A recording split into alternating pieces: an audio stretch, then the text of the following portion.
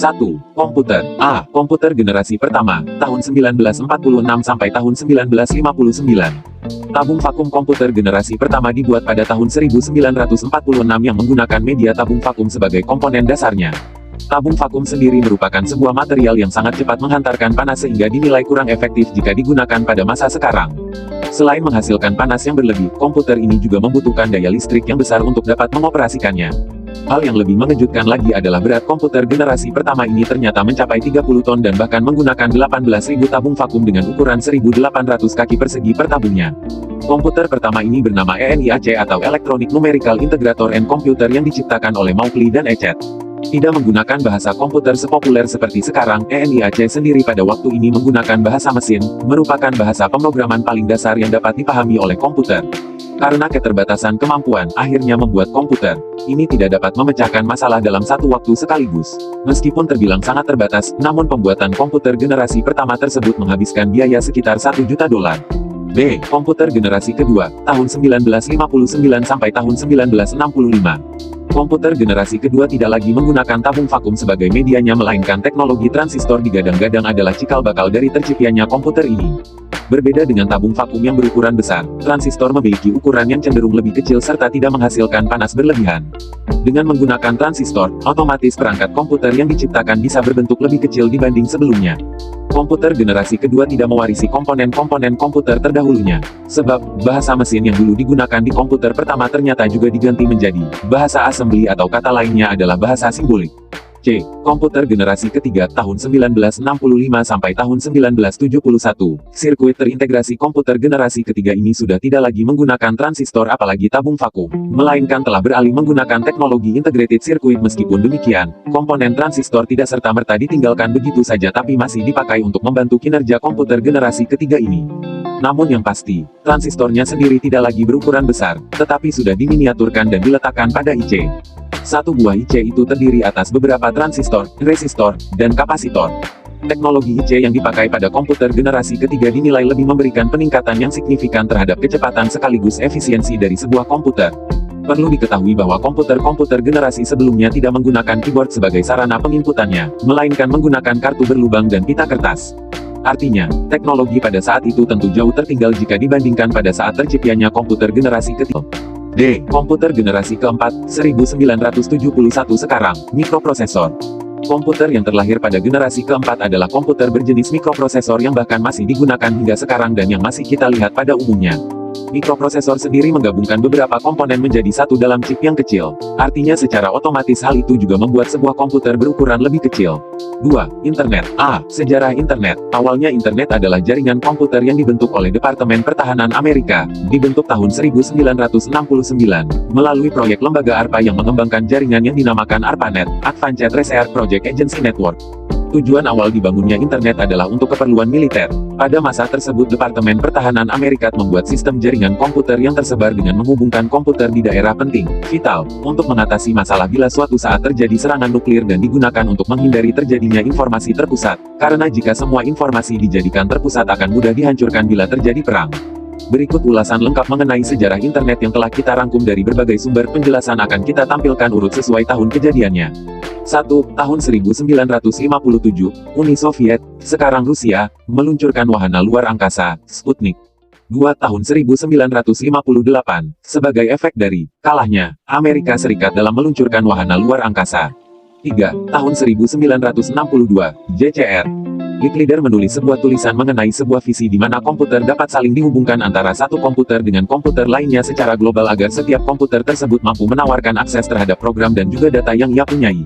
4. Tahun 196X, awal 1960-an teori mengenai paket switching dapat diimplementasikan dalam dunia nyata.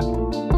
Tahun 196X, pertengahan 1960-an ARPANET dikembangkan oleh ARPA untuk mempromosikan kooperatif networking of time sharing komputer. 6. Tahun 1965, istilah hypertext dikeluarkan oleh Ted Nelson. 7. Tahun 1968, jaringan Timnet dibuat. 8. Tahun 1971, anggota jaringan ARPANET bertambah menjadi 23 buah node komputer, yang terdiri atas komputer-komputer yang digunakan untuk riset milik pemerintah Amerika dan universitas.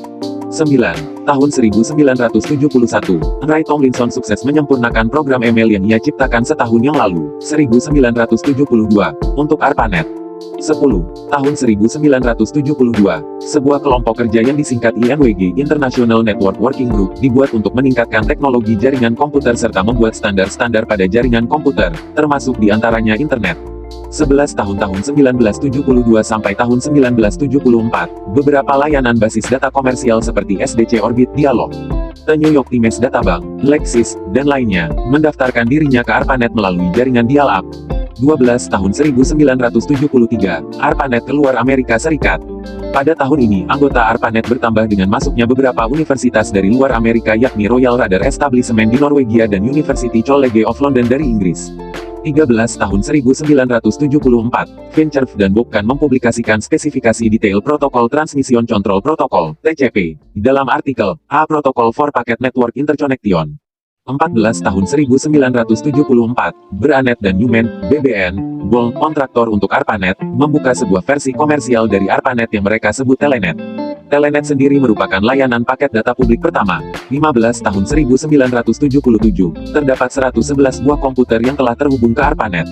16 tahun 1978, protokol TCP dipecah menjadi dua bagian, yakni Internet Protokol (buka IP tutup) dan Transmission Control Protocol (TCP). 17 tahun 1979, grup diskusi Usenet pertama dibuat oleh Jim Ellis, Steve Belovin, dan Tom Truscott alumni dari University of North Carolina dan Duke University Amerika Serikat. 18 tahun 198X awal 1980-an, komputer pribadi, PC, mewabah, dan menjadi bagian dan banyak hidup manusia. Tahun ini tercatat ARPANET telah memiliki anggota hingga 213 host yang terhubung layanan Bitnet Bechausseit S-Time Network, dimulai dengan menyediakan layanan mailing list email, dan juga file transfer protokol FTP. 19 tahun 1982 istilah internet pertama kali digunakan, dan TCP/IP diadopsi sebagai protokol universal untuk jaringan tersebut. 20 tahun 1986, diperkenalkan sistem penamaan domain, yang sekarang lebih dikenal dengan DNS Domain Name System, yang bertujuan untuk menyeragamkan sistem pemberian nama alamat di jaringan komputer. 21 tahun 1990 merupakan tahun bersejarah di mana muncul program editor dan browser yang ditemukan oleh tim Bemers-Lee. 22 tahun 1992 komputer yang tersambung dan membentuk jaringan di tahun 1992 mencapai 1 juta komputer. 23 tahun 1994 pada tahun ini situs internet sudah berkembang dan tumbuh menjadi 3.000 alamat halaman. Pada tahun ini pula muncul e-retail atau lebih dikenal virtual shopping di dunia internet. 24 tahun 2000-an, internet berkembang dengan pesat. Hal ini bisa dibuktikan dengan munculnya miliaran situs dunia maya. B. Sejarah dan perkembangan internet di Indonesia. Sejarah internet Indonesia dimulai pada dekade 1990-an. Saat itu, jaringan internet di Indonesia lebih dikenal sebagai paguyuban network, di mana semangat kerjasama, kekeluargaan, dan gotong royong sangat hangat dan terasa di antara para pelakunya. Sejak tahun 1988, ada pengguna awal internet di Indonesia yang memanfaatkan CIX Inggris dan CompuServe (HS) untuk mengakses internet. Di sekitar tahun 1994 mulai beroperasi Indonet yang dipimpin oleh Sanjaya. Indonet merupakan ISP komersial pertama Indonesia. Pada waktu itu pihak Postel belum mengetahui tentang celah-celah bisnis internet dan masih sedikit sekali pengguna internet di Indonesia. Sambungan awal ke internet dilakukan menggunakan dial-up oleh Indonet. Sejak tahun 1995 beberapa BBS Bulletin Board System di Indonesia misal Clarissa telah menyediakan jasa akses telnet ke luar negeri. Dengan memakai remote browser link di Amerika Serikat, maka pemakai internet di Indonesia dapat mengakses internet, HTTP. 3. Telepon genggam. A. Sejarah penemuan handphone, telepon genggam. Telepon genggam atau telepon seluler, ponsel, atau handphone (buka HP tutup) adalah perangkat telekomunikasi elektronik yang mempunyai kemampuan dasar yang sama dengan telepon konvensional saluran tetap tetapi dapat dibawa kemana-mana, portable, mobile, dan tidak perlu disambungkan dengan jaringan telepon menggunakan kabel, nirkabel, wireless.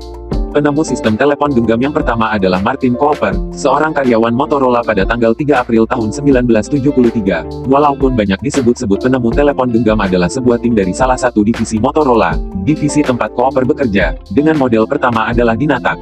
Namun, akhirnya sebuah telepon genggam pertama berhasil diselesaikan dengan total bobot seberat 2 kg. Guna memproduksinya, Motorola membutuhkan biaya setara dengan pada tahun 1983, telepon genggam portabel berharga $4.000, $36 juta, hingga $10.000, $90 juta.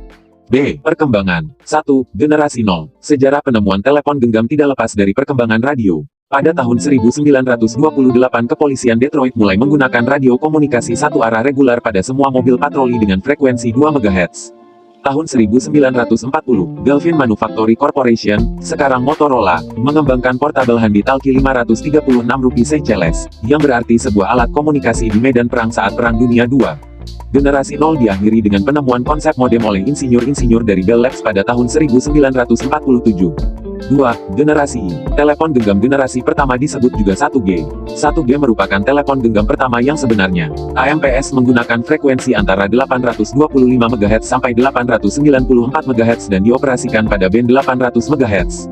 Karena bersifat analog, maka sistem yang digunakan masih bersifat regional. Salah satu kekurangan generasi 1G adalah ukurannya yang terlalu besar untuk dipegang oleh tangan. 3. Generasi 2. Generasi kedua atau 2G muncul pada sekitar tahun 1990-an. 4. Generasi 3. Generasi ini disebut juga 3G yang memungkinkan operator jaringan untuk memberi pengguna jangkauan yang lebih luas termasuk internet sebaik video call berteknologi tinggi. 5. Generasi 4. Generasi ini disebut juga Fourth Generation 4G. 4G merupakan sistem telepon genggam yang menawarkan pendekatan baru dan solusi infrastruktur yang mengintegrasikan teknologi gambar tenir kabel yang telah ada termasuk wireless broadband, Vibro, 802. Terakhir, 4G memberikan pelayanan pengiriman data cepat untuk mengakomodasi berbagai aplikasi multimedia seperti video conferencing, online game, dan lain-lain.